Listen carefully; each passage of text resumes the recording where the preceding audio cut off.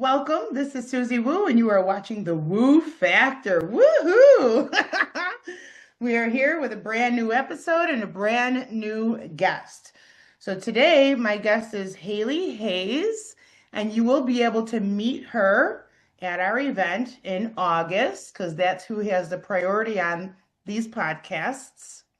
And I'm going to bring Haleigh on now, and we're gonna see what she's all about. Hello, Miss Haleigh. Howdy, howdy. Okay, so you identify yourself as a witch, Hmm. and you are the Witch of Hemlock. Correct. And that is her website as well, thewitchofhemlock.com. So please share with us all about you. Tell us a little bit about yourself at first. So, first and foremost, I am a reconnecting Irish-American Appalachian pagan witch, which is a lot of descriptors. So, let's just break them down one by one. I am Irish-American. That's a very deep part of my practice. I'm a reconnecting Irish-American who's trying to blend some of my work and research into Irish folkways into my existing practice of Appalachian conjure. I am a practitioner of mountain magic that does not incorporate the Bible, which makes me kind of a minority, weirdly. I primarily focus on modern folkloric witchcraft, and I have been devoted to three death goddesses for a few years now. I've been practicing for next year, it will be well over a decade. And I offer divination, spell work, custom mentorship. I'm also a ordained minister, so I can do your wedding, and a variety of other sources. I am a career historian. I have 2 degrees in history, one in writing, and I have been published, featured at conferences, and my specializations in that field is more American Revolution writing, fiction, Wow. Oh, how horror. exciting. Oh my gosh.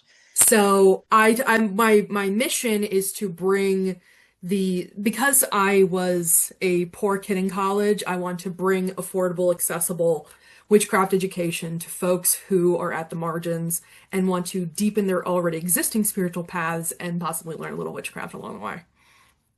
Beautiful. Oh my goodness. This is awesome. I can't wait to meet you in person. Brilliant. Um, So tell me your how. So like, when did you know that you wanted to do this kind of thing, especially because your studies were somewhere else Right. in history, which is awesome because I mean, I get how it connects, but I would like to hear it for you, for especially for our listeners too. So I was a very witchy kid. I was always in the woods. No one ever knew where I was. I was always outside, always collecting dandelions, all the things. And then when I started developing, I developed a very debilitating stutter. And it still comes out sometimes when I speak. So if you catch me avoiding certain words and certain consonants, that's what's happening. So in my late teens, I sort of figured out how to speak because we really couldn't afford speech therapy and we couldn't it was not a priority for the folks in my life to help me with my speech. So I figured it out on my own. And when I went to college, I had the voice that came out of my figuring out my stutter had a very pronounced Appalachian accent, which is very folksy, very backwoods. If you heard it in its entirety, which this is a very watered down version of it, you would make certain presumptions about my politics. Let's just say that. Which is completely the opposite of what my actual politics are. I'm ferociously anti fascist. And as I moved through academia, I was a non traditional student. I was a first generation college student. I was in a low income area, primarily rural, and I was rubbing elbows with folks who went to Oxford and Ivy League and all of these other folks. I was rubbing elbows with Fulbright scholars, Rhodes scholars, all the rest of it. And I was in and moving through professional spaces where folks like me did not make it most of the time. And so as that went along, I felt myself sort of clinging to my Appalachian identity as someone who grew up in the Rust Belt, who primarily, like, a small town to me is very different from a small town to many people. Many people think of small town and they are describing suburb to me. For me, a small town is 4 houses, a church, and a Dollar General. So that's a small town. That's where I come from. And I also grew up queer and disabled. And, it was bad enough that I sounded like a hick. I had all of that going on as well. So a lot of my identity is at the intersections of being queer, being pagan, and being disabled and neurodivergent on top of that. So all of those things created like the perfect storm for me to do what I do now. I worked in the public education sector for a long time, longer than I really wanted to. And earlier this month, I left the teaching profession for the final time. I have decided to make this my path. What is brilliant and not necessarily the norm among my peers in the witchcraft community is that I'm not going to do it while price gouging people. I'm not going to do it while trying to sell you a retreat that's essentially a mortgage payment. I'm not trying to sell you things that you cannot afford and that my neighbors can afford. I'm here to offer realistic, heavily researched, post-secondary education kind of expertise and instruction at a price point that the everyday person can afford.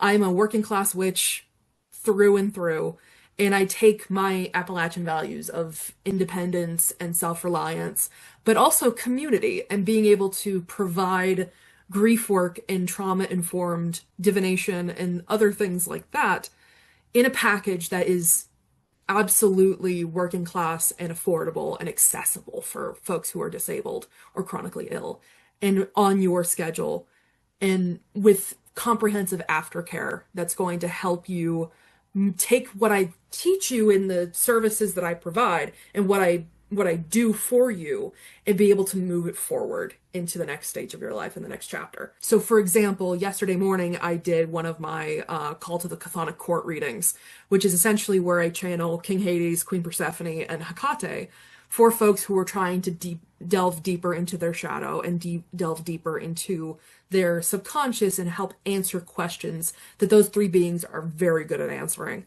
And after the meeting, I put together a very, very long, comprehensive email to my client offering spells, rituals, resources, videos, articles, tips and tricks for dealing with the kind of transition that my client was going through.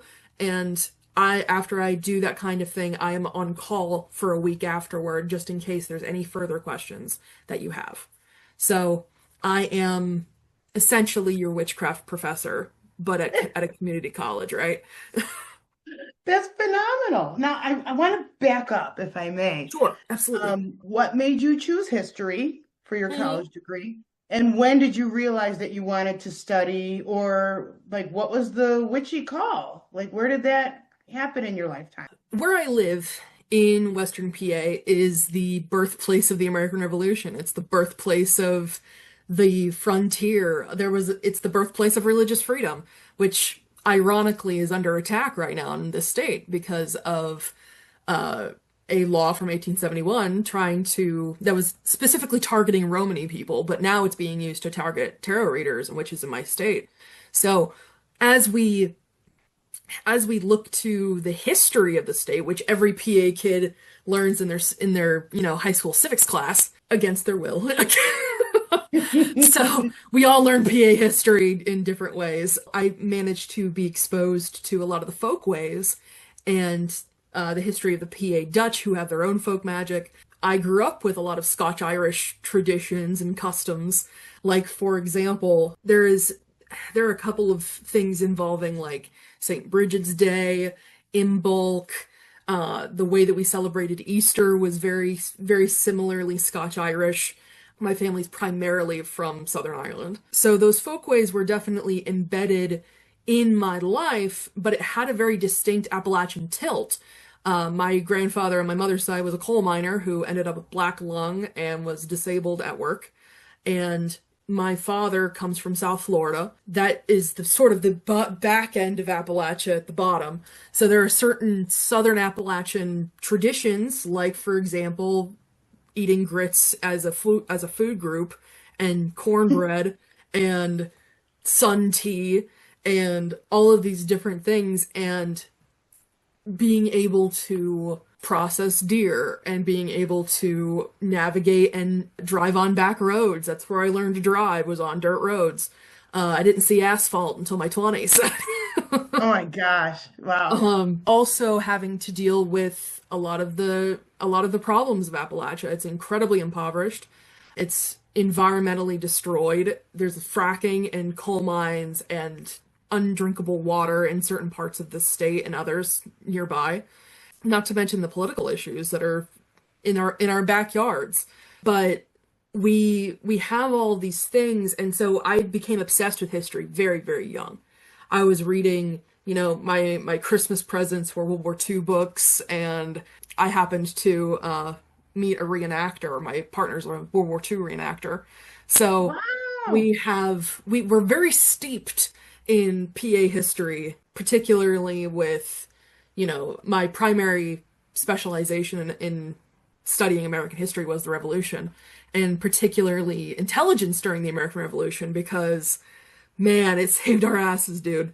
It was one of those things, and we have so much history in this state, and entire wars were decided here, the destinies of entire countries were decided here. We have an ambassador to Ireland formerly in Art Rooney, who owns the Pittsburgh Steelers. So we have, and the real draw for witchcraft was the fact that a lot of these folks would use aspects of American folk magic and Appalachian folk magic in espionage and in American Revolutionary work. And the Can 18th you give an century was, example of that? oh, absolutely. So we had Captain Knowlton, who had a ranger group during the American Revolution, and earlier he was a veteran of the French and Indian War. Captain Knowlton would tell his rangers to leave certain herbs and seeds, and would swipe off folk trails that folks would use as crossroads. Dirt road crossroad work is huge in Appalachian folkways. We have this process called triangulation, where you locate your house, a cemetery, and a crossroads, and those are like the three home bases for your practice. And having a nearby crossroads was very important back in the day, because they didn't have a lot of roads. So they had folk trails, they had heavily walked paths, they would follow where the deer would migrate to help locate certain enemies like French fur trappers, and of course, the Native American folk beliefs are also ingrained in Appalachian conjure. So we had a lot of those herbal folklore, and we had animal folklore as well to help us discern where the enemy was. I mean, George Washington's first command was in this state at Fort Necessity. So, which is also a fantastic historical site. Go see it. I argued with a redcoat there one time. He was a redcoat reenactor, and I argued with him for about 20 minutes. It was great. It was the best Oh moment of my my life. God. Um, so a lot of my work is at the cross section of folklore and history and culture. I'm just trying to make sure that folks who are trying to get into Appalachian witchcraft realize, like, if they have religious trauma, they do not have to incorporate the Bible. And it's one of those things that I'm very passionate about, because even though I was raised very secularly by my parents, I ended up with religious trauma in one way or another.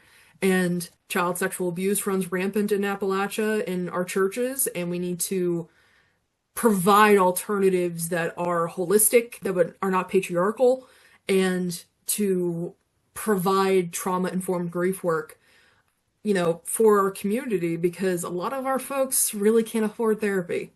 Wow.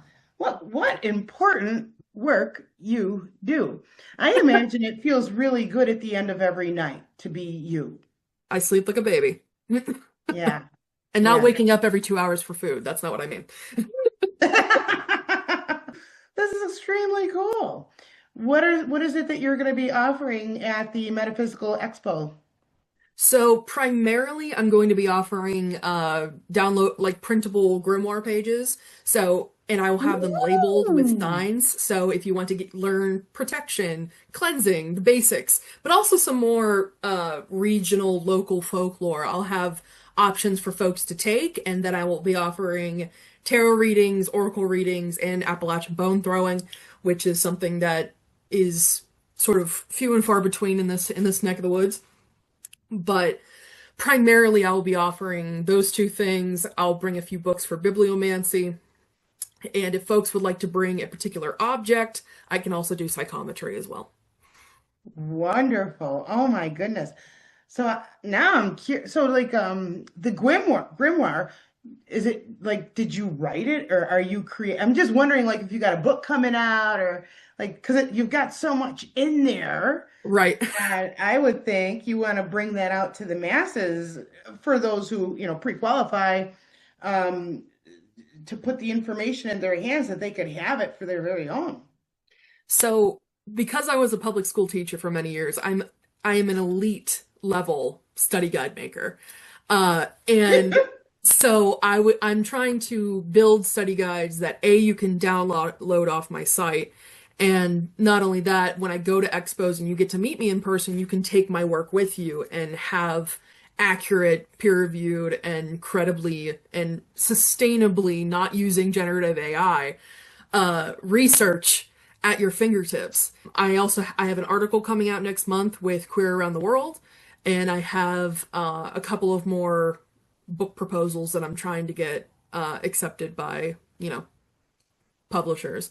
But as soon as I know what's going on, you can go to my Instagram or my Threads account at Witch of Hemlock and see what's cooking. I've also been accepted to the Witches Summit in Phoenix, Arizona, so I will be there in October. Wow. Oh, that's amazing. Do you do other events as well? Do you have an event listing on your website that people can check out? Yep, I just reposted my entire catalog today. So there are speaking fees. So if you have a coven, so if you're a small business owner and you have your own community group or your own Patreon group or your own coven with different tiers, you can. We're all doing it ourselves out here. We're all very self-made, very self-curated. But if you want to host an event and something in my expertise tickles your fancy, you can ask me to come and speak at your event and speak for your coven. And if you're local, there's a half off discount that if you live within driving distance of me, I will happily come in there for a discounted rate. I also offer 1 hour and 2 hour curated workshops with a personal curriculum approved by the host. I also offer a retainer fee. So if you're a small business with a lot of clients, if you offer spiritual guidance or holistic goods or occupational therapy, I'm a retainer for an occupational therapist.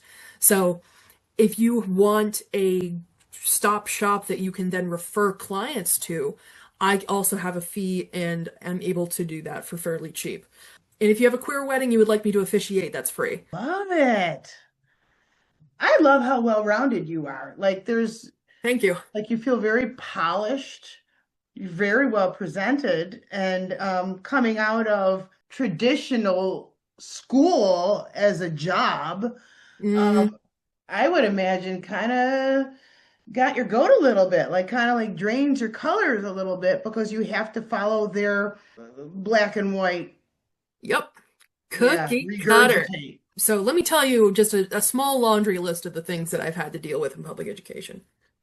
Number one, admin that is more concerned with keeping parents happy than the education of their students. Political issues in the sense of speaking, like I was personally reprimanded for speaking out against a fellow teacher's very racist educational delivery, and then was subsequently fired a few months later. I have received death threats and other kinds of threats for hosting interfaith talks at a university. I have been personally linguistically discriminated against for and have had my experience and qualifications questioned because I quote sound folksy, end quote. Yeah, uh-huh. I was on a date with a Fulbright scholar and he was saying, "Oh, you need to get out of the state, you need to get out of the country and be more worldly." Meanwhile, he used to teach in Southeast Asia, but needed me to show him how to use chopsticks. You make that make sense. Oh, this is wonderful. Oh, I What got a stories for days. variety. What a variety of options. Oh, Um, sure. that you have for people to select from, like the whole buffet. You've got it. I also have mentorship. So that's really like the crown jewel of my services. I've had many numerous conversations with many of my peers who are like, "You're selling yourself short, Hayes. Like, raise your prices." I'm like, absolutely fucking not, because like there are folks in this country where the cost of living is absolutely astronomical, and people can become homeless just simply because they can't afford their medical bills. So my non-negotiable first consultation mentorship fee is $15.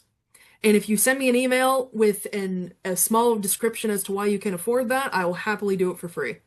But I subsequent consultations will then prove to be a little bit more because I'm providing free and very, very cheap resources, freelance researcher work from an award-winning humanities researcher, myself, and doing it at a rate where you create the curriculum, you decide what you want to learn. I'm just going to help you get to your goal, and I'm not trying to turn you into a mini-me. I'm trying to help you on your path, not try to make you look like mine. So it's one-on-one coaching and mentorship. And not only that, when you sign up to be a mentee of mine, you have a serious discount on my quarterly workshops, which are paid. You also have first dibs of sneak previews of any printables that I create. And you also get discounts for all of my divination services and my rush fee. Super cool. That's very generous. You know, when I first built or created the event that you're going to be at, I had actually posted I was looking for bone throwers, and I came up dry. So to see you come on and that's one of the things you do super excites me. And that's a shame because like and this is, if I'm not careful, I'll go into another rant about this because I hate the sanitization of witchcraft. I hate it. Like, these folks who are like, oh, when you get into the craft, everything has to be super aesthetic and pretty and, Instagram worthy or you're not doing it right. I call bullshit on that. I am this person who, like, in my lore, has driven to the side of a road to pick up a skull and put it in a bag. Like, it's dirty and historically very gruesome work, but it was important work because we were the original midwives, we were the original abortion clinics, we were the original like first line of defense for reproductive care. For centuries, that's what we did. We helped women in their most vulnerable and fragile emotional state. And we helped them through transitions, and those transitions were not pretty. Not only that, gender roles didn't exist. We were at the margins. We were at the fringe, and that was what we were meant to do. That's what we have historically done. Don't tell me witchcraft isn't political. Don't tell me it has to look pretty. I so resonate with what you're saying. Yeah. Because I'm not about prim and proper. I'm not about perfect. Oh my gosh. I am about progress. I'm about purpose. I'm about getting things done in a Yes. way that is right for me. Mm-hmm. And I can that tell you kind how of many sells conversations. Oh a my God, yeah. vanilla product. Yeah, okay, vanilla is my favorite flavor, but you know what I'm saying? Is Listen, vanilla is a complex flavor. thank Let no you. one tell you it's boring. I I love vanilla. I had many conversations with colleagues of mine who were in PhD programs, graduate education, and I was trying to bring these interfaith talks to my university. And I had, like, there were conversations about respectability, religious freedom, the First Amendment. I have to be respectable about that? I have to be respectful in order to not receive abuse? No. Wow. Fuck out of here. Wow. Yeah, Like, that's sick. churches out here get to go off tax free, but here I am, a taxpayer, an ordained minister, and I still have to pay fucking taxes and be respectable and play nice and play nice? No. Fuck out of here. Fuck out of here. Yeah. No, Yeah. absolutely not. And if these, like, there are college professors, politicians, people in the public eye who can behave poorly and people will still sell out arenas and still buy their shit.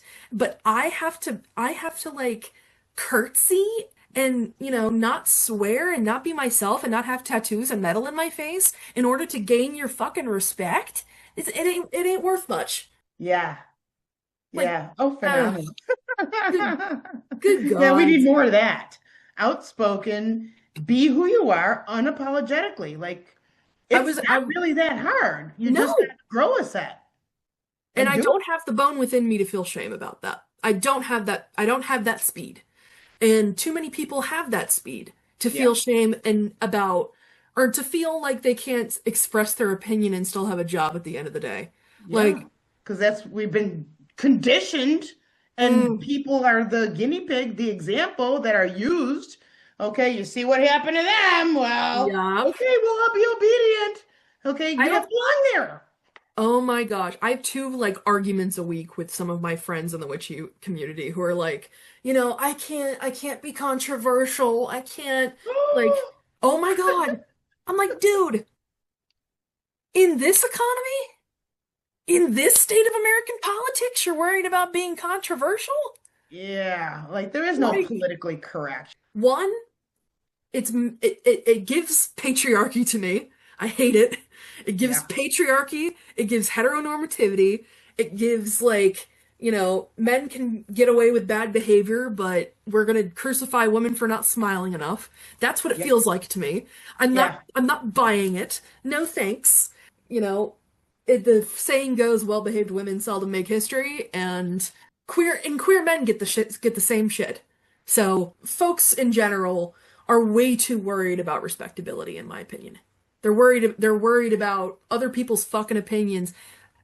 I'm sorry. I'm not out here, I'm not doing what I do for a man's approval. Frankly, I could just put my toe up to the camera and receive more male attention than anything that comes out of my mouth. Oh, this is great. If there's anything that my peers, my colleagues, my friends, my loved ones know about me, it's A, I'm gonna make a joke, and B, I'm gonna be mad. I'm What is gonna your be zodiac sign? I'm gonna it's I mean, A, I'm a double Leo, so there's that part to Nice. start off with. So, and I feel like it comes through very strongly. By the way, if you were also a Leo or you have Leo placements or you want Leo energy, I have a free workshop coming out next month. So definitely check out my website. It's called a Double Leo's Guide to Magnetic Magic. So it's Ooh. about all using your sort of looking at Leos from history and figuring out how they did it. I'm going to give you some visualizations, a couple of spells, a ritual, some affirmations, and a full comprehensive guide on how to harness your inner lion and also how to harness the aspects of a Leo that don't often get talked about. Because Leos get a bad fucking rap. Like Yeah, I'm a Leo. we're sort of diet Geminis in that way. Are you like sun, moon Leo or rising and sun? As far as my chart goes, my sun and rising are Leo, the rest is Cancer. Wow. So So, that's your healer. That's the healer. yes, That's your matron. That's, yeah, nurturer. fire and water. And, I'm fire and earth, so I scorch ooh, myself all the time because I'm a Scorpio rising, Taurus moon, and Leo sun. yeah. I'm all I fixed. I love Tauruses. I love them so much. They're so much fun. Which is funny because when I started my business, it was in the sign of Taurus. So Oh, I good. have a lot of love of Taurus. Um, but I sometimes look at my Leo Cancer mix and I kind of describe it as like killing it as a stand-up comedian and then crying in my dressing room for 4 hours. I'm a deeply emotional person, but like, Oh, that Cancer, you'd have to be. oh Cancer is yeah. the most emotional of all the signs, and you have a whole bunch of planets in Cancer. I have my moon, my That's rulership, moon and rulership. Venus, Mercury, all the things in Cancer. Oh, wow. Um, and then my Lilith is in Gemini. So I'm a talker. Mhm. You don't want to get into a verbal confrontation with me. Like you don't. Choose life. Choose safety. But Save yourself. Spare yourself. look inward. The answers are there. Plus I'm queer, so I can read you to filth any. But so much of the way that Leos get talked about. We're not self-centered people. We Mm-mm. just know our worth. And the best parts about Leo that I would discern would be our generosity. We're very protective, not territorial, protective folks. And a lot of us are very passionate, we're very justice oriented. We like protecting people in causes that have historically been vulnerable. Barack Obama's a Leo, Marilyn Monroe is a Leo. There are these folks that are, icons and activists and, folks who have done more for this country and other nations than we can really fathom and appreciate. And I'm bringing all of that to my free workshop next month as a double Leo and someone who's done a lot of work to integrate my Leo-ness. Beautiful, beautiful. Are you going to be doing any one-on-one consultations, like little mini, you do readings Yep, too? yep. Yes. So a couple of my offerings for tarot in particular, I do a tarot vibe check, which is just if you have one question or kind of you want me to just start pulling cards cold, I can do that. I can do deity confirmations. I've done many deity confirmations for folks, and I've What does done that look like? Oh, I think this is who I'm talking to, and yeah, you yeah. validate it? I'm getting these signs, and there's a option in my site for if you kind of have an idea of who it is or not. Okay. But it's also a way to sort of matchmake witches who are interested in deity work, who may not really know who their spirit would work well with. And because I've worked and done path work with many different deities over my years, I feel like I've seen it all with deity work. I've worked with a lot of clients from different pantheons and different traditions. Do you have a favorite? Oh, Your own favorite?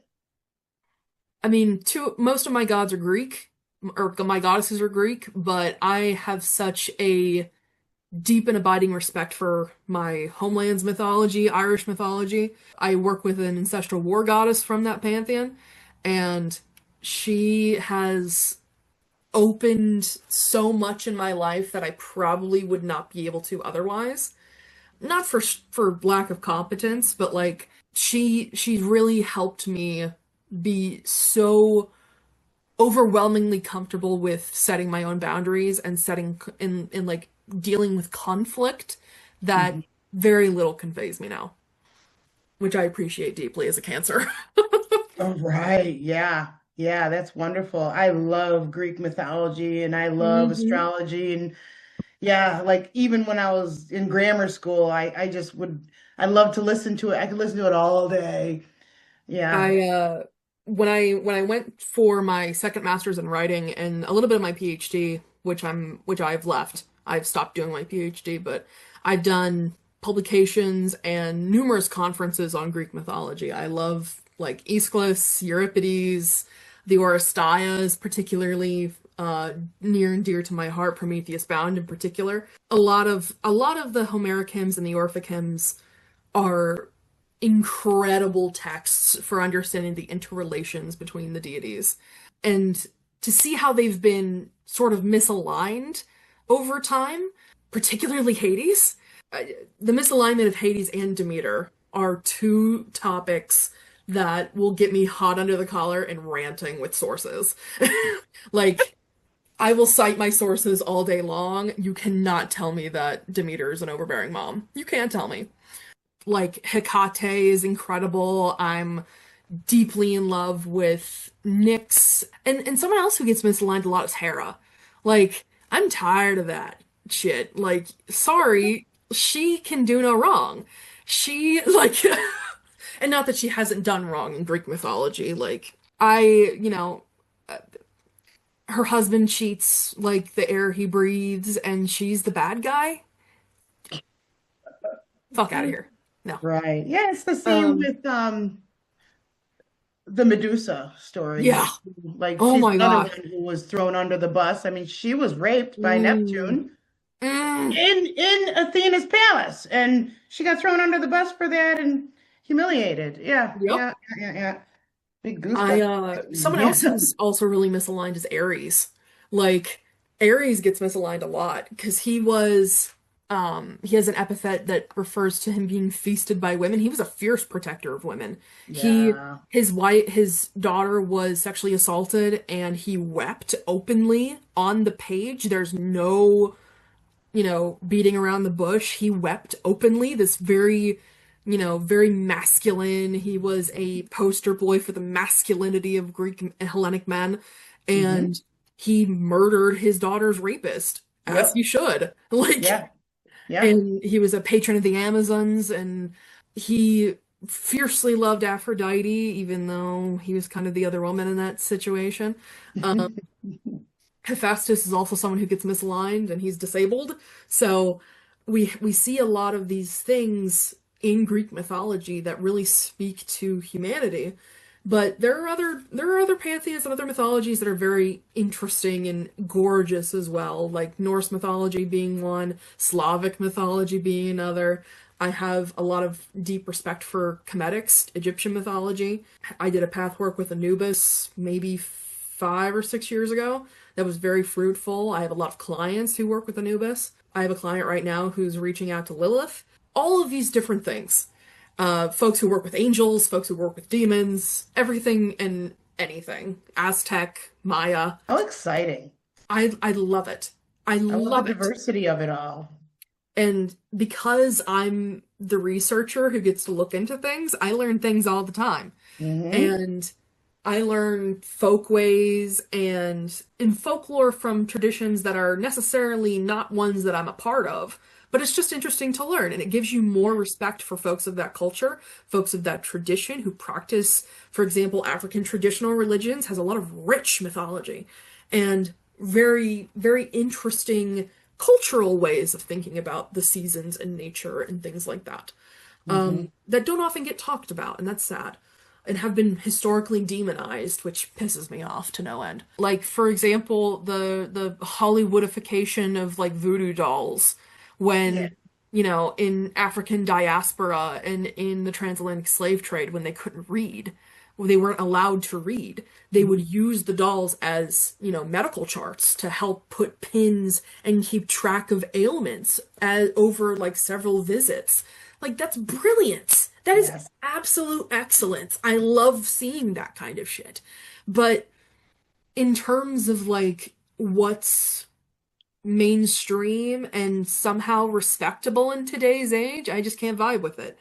And Yeah.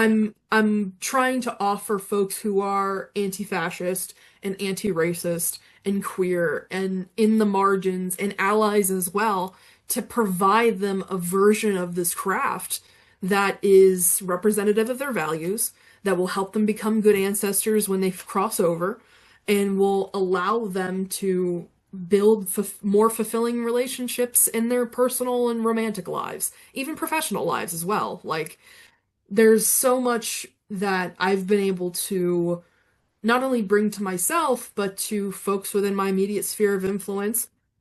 One of the proudest moments of my career as a professional witch, it was my first time meeting a friend of a friend, and I was doing an uncrossing for her, and then she wanted a reading. It was the first time I ever met this girl. Didn't know her from Adam, and I tuned in, which means that when I'm ambient, like when I'm just moving through my everyday life, I get impressions of certain things in mediumship, but when I'm fully tuned in, I see all the shit. So I was fully tuned in, and I connected with her ex-boyfriend who died in high school, and I was able to pick out the flowers, some stuff that his mom wore, an item that he had given to her, he wouldn't tell me where it was, but I could point out where in her house it was. And I managed to connect her with very deep emotions that she had repressed for a long time, and was able to connect her with that person who loved her very, very much, who unfortunately and tragically lost his life far too young. But I was able to connect her with that energy in a way that healed her to some That's degree. powerful. Hmm. That's very powerful. Awesome. And how can people find you? So I'm available everywhere but Facebook because I hate Facebook. Um, like and TikTok because you can't convince me to join. So I'm on Instagram at Witch of Hemlock, Okay. uh, and that's Hemlock Hemlock. You're going to look for a green logo, and on Threads it's the same handle at Witch of Hemlock. I'm also available on Substack. I haven't posted in a little bit because I've been dealing with some chronic illness stuff and depression, but I will be posting again soon. Soon, in everything as far as where I am in the world, what's coming out, what's available, what's on sale, is all available on my website, thewitchofhemlock.com. all lowercase. And there you can also sign up for my newsletter. So every time there's an update, a sale, a hidden offering from NTs, you can sign up with your email on my website. I'm also available by DM. My DMs are open. Don't send me your feet. I don't want them. Um, listen, I have to make that disclaimer for a reason, but that's where I can be found. That's where I can be reached. If you have any business inquiries, you can email me at thewitchofhemlock@gmail.com and hang out. Come up for class. I'm offering office hours here soon. Great, great. Well, this has really been a lot of fun, more than even I bargained for. From a single Leo to a double Leo. Absolutely. Awesome. Thank you so very much. This My is pleasure. a joy and a lot of fun and informative also. Hmm. I look forward to meeting you I at look this forward to meeting you. August, and to everybody else. Make sure that you check out the website, come to the event, see what she has to offer, see what everybody has to offer. It's going to kick some serious ass I and can't wait. way, way fun. Perfect. Well, thank you so very much. I My hope you have pleasure. a fabulous afternoon and all of the Absolutely. time until we meet again. Thank you very, Fantastic. very much. Goddess guard your steps. Thank you. Alrighty. Mhm. Bye-bye.